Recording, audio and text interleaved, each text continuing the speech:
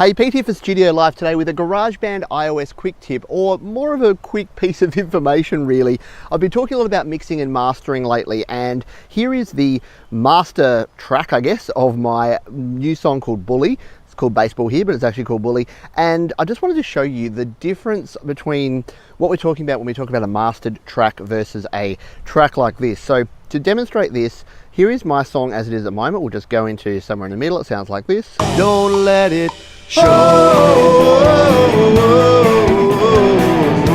And if you watched a recent video where I mastered this song, you would know that I came in here and I took that off. I went to my settings, my plugins. I threw on a quick, where is it? Quick peak limiter here. Went into my peak limiter settings. Don't worry if you're not following this, I go through this in more detail. I'll add around about that. Let's give it a quicker release and a slightly slower attack. So there we go.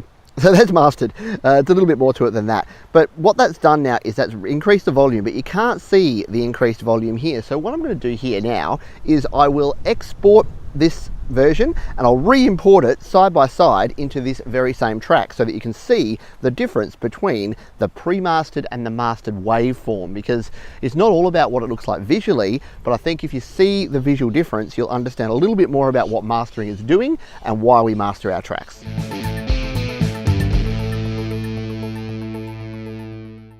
Okay, so here we are. We now have our pre-mastered and our post-mastered track. Now, what is the key difference? Well, if you look in sections like this, you'll see that the peaks here in these louder parts are right up to the top. It's really pushing right up to 0 dB. The same in these sort of sections here, but we still do have some dynamic range. So in the quieter parts, they're louder, but they're not too loud. So if I've over-compressed or over-limited here, what you'd see is this shape all the way along. You would just see a big, what we call a sausage, which means I've just crushed it, and then you're going to have a really loud track. Your dynamic range is going to go away and you're not going to be able to hear the difference. Plus, you're probably going to get some pumping, which is an artifact that you get from over limiting and over compressing.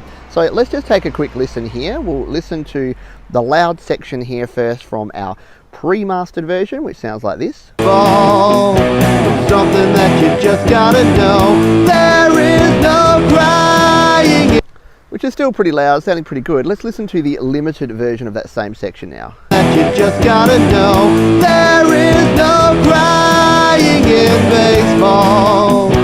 So the difference is subtle. It's not a whole lot there, but the key to this is that if I'm going to play this in another playlist with a bunch of other tracks, they're going to look like this, or probably even more limited. They're probably going to look like sausages, whereas my little track like this, it's not going to be loud enough. It's not going to hit the peaks to be able to compete with other tracks and be what we call radio ready, which is the term we use for a mastered mix. Anyway, I just thought this was a good little visual demonstration, and it doesn't matter if you're using GarageBand or any other platform, but this is how mastering works. And the problem with GarageBand is that this one here is probably actually too high already.